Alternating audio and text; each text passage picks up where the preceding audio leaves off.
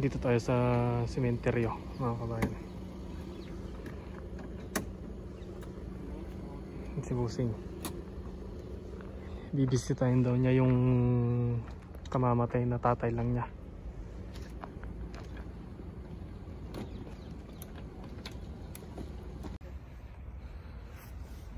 Magandang morning sa inyong lahat, mga kabayan. Ngayon lang ulit nakapag-vlog at busy. Dito kami ni Busing sa sementeryo. Binisit niya yung tatay niya na kamamatay lang.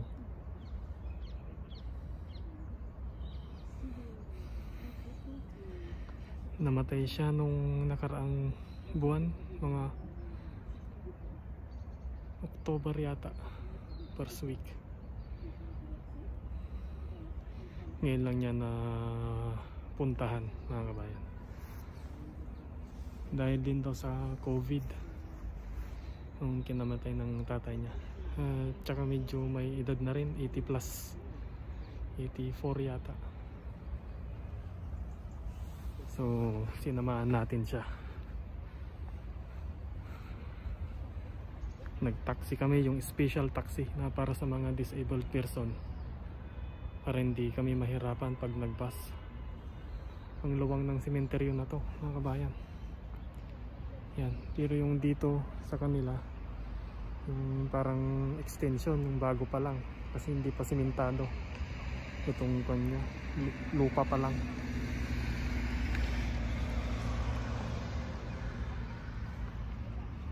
So mga 1 hour tayo siguro dito.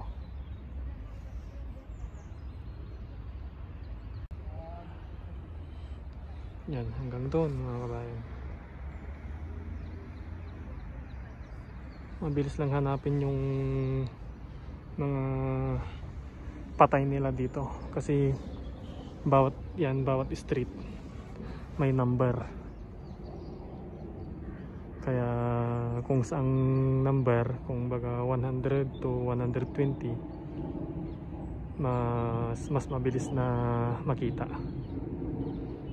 Hindi ko kilala yung kasama niyang matanda, hindi namin siya kasama, pero dumating lang siya kanina pagdating din namin dito.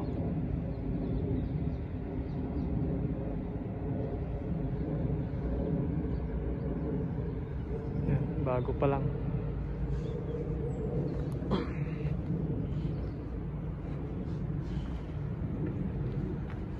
Dito banda, puro kan pa lang bago, mga ganyan, mga kabayan, bagong hukay. Pero dito pala sa bandang tabi niya, medyo luma na rin yung mga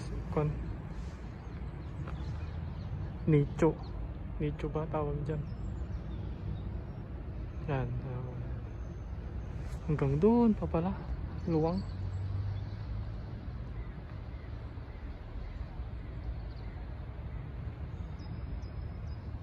Yan.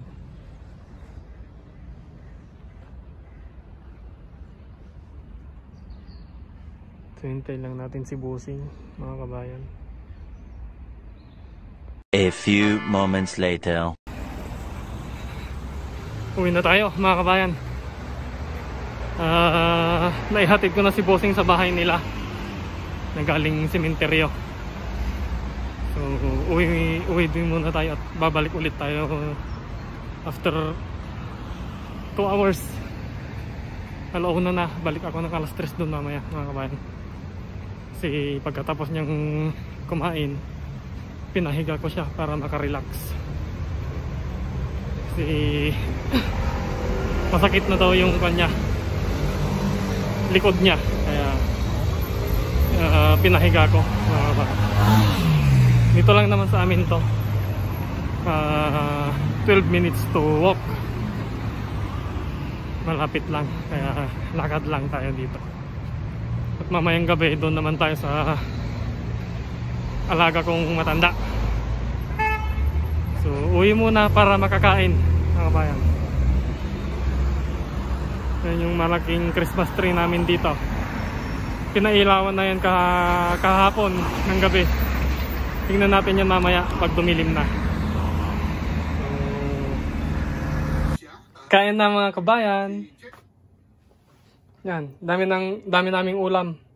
3. Yan, arroz caldo, fried chicken, at ginataan.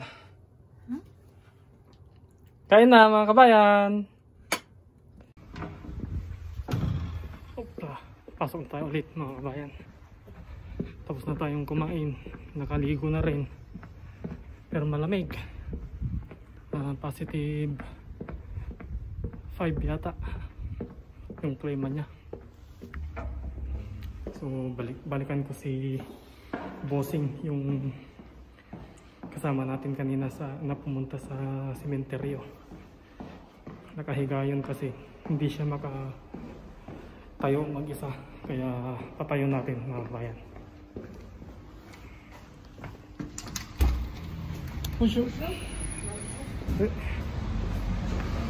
Lakad tayo ng 12 minutes. So let's go mga kabayan. Lapit na tayo sa bahay nila Bossing mga kabayan. Siya nga pala, lockdown pa rin dito sa France hanggang sa December 15 mga kabayan. Pero pagkatapos ng December 15 parang ililis nila yung lockdown muna. Pero may curfew pa rin hanggang alas 9 ng gabi. Exceptional lang sa December 24 at December 31 walang curfew. At sa next month, next year, January, baka may vaccine na daw, sinasabi nila. Sana nga mayroon na para makagalaw na naman ng normal ang mga tao.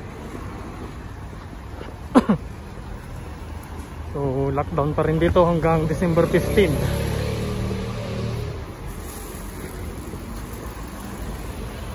Diyan na lang yung bahay nila Bossing mga kabayan. So trabaho muna ulit. At pagkatapos natin dyan, doon naman tayo malapit sa Eiffel Tower, yung sa alaga kong matanda doon.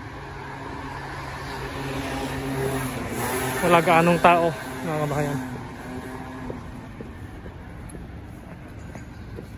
Ito yung munisipyo nila, Maluwang. Pero sarado pa rin yan mga kabayan. Pag magbabayad, puro online.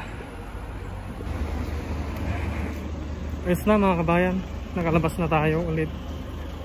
Nahirapan tayo at dumumi si Bossing sa kanyang salawal. Hirap linisin at hindi siya makatayo kasi, kaya dobleng hirap. Buti na lang andun yung asawa niya, si Madam. Dalawa kaming naglinis ng dumi niya. Ganun talaga mga kabayan. Baldado kasi yung lower body ni Bossing, hindi siya makatayo. Kaya ganun talaga, parte ng trabaho.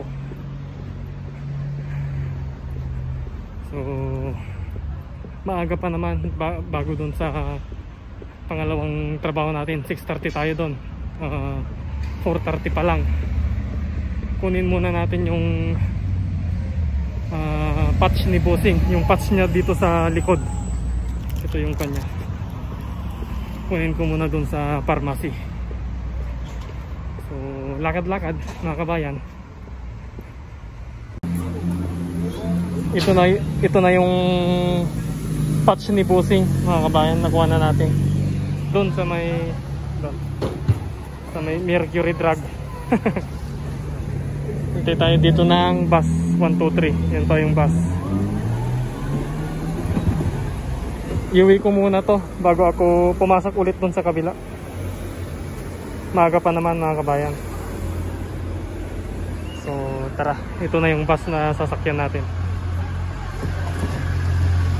Dito na tayo sa isang trabaho mga kabayan. Yan yung bus na sinakyan natin, bus 42. Yan, madilim na. 2 hours tayo dito mga kabayan. Yan si Tower of Power. Ay, naabutan tayo ng red lights. Yan. Kung tayo dyan, 2 hours mga kabayan. 6:30 to 8:30. Pagkatapos nyan, uwian na. Pahinga naman at bukas ulit ang trabaho. Doon ulit sa alaga kong amo kong baldado, yung kasama ko kanina. Yan, pasok muna mga kabayan. Linis muna tayo dito sa kusina mga kabayan. Tapos na yung dalawang CR kanina at yung bathtub. Dito na muna.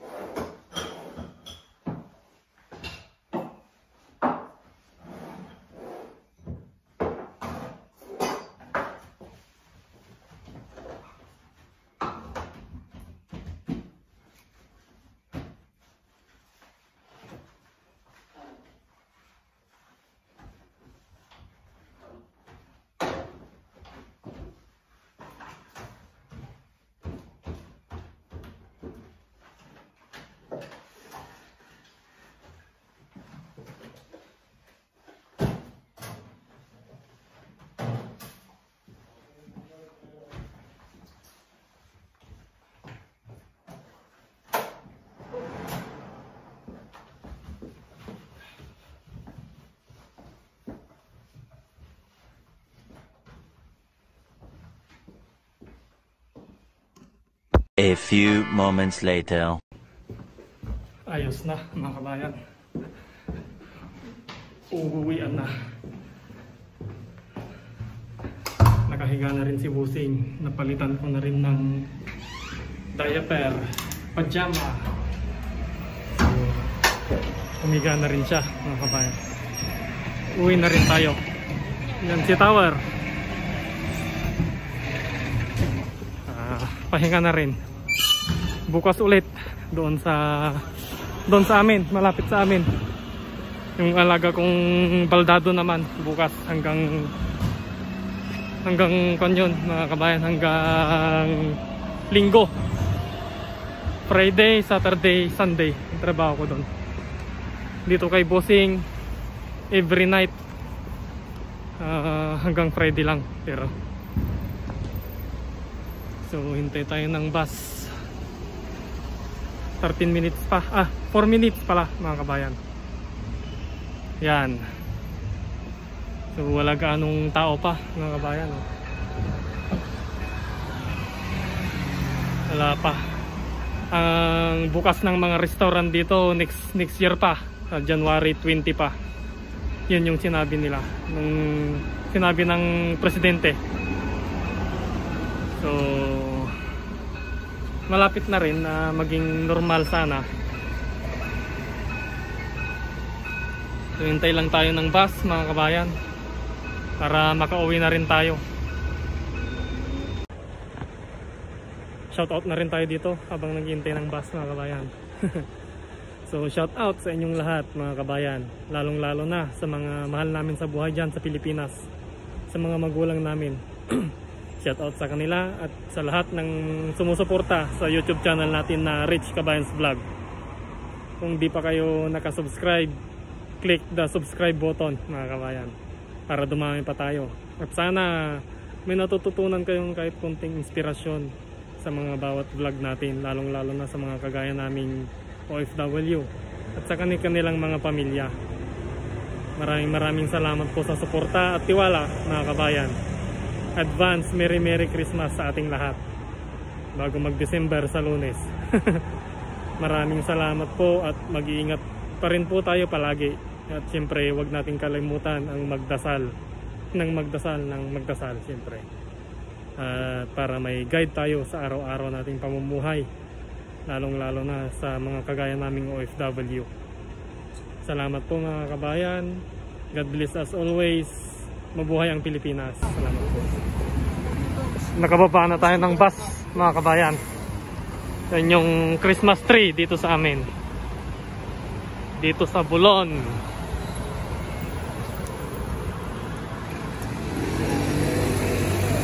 Malaki-laki din siya, mataas mga kabayan.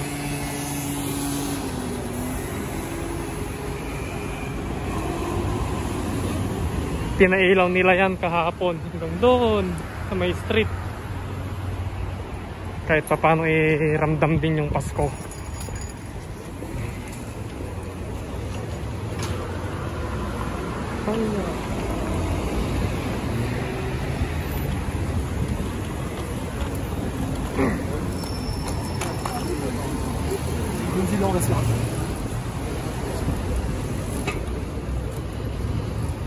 Mga Pinoy yung dalawa, Filipino.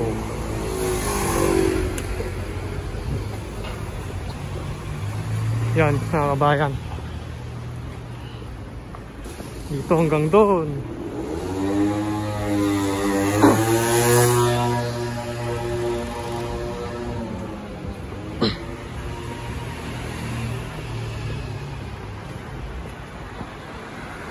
Pati rin doon sa kabila.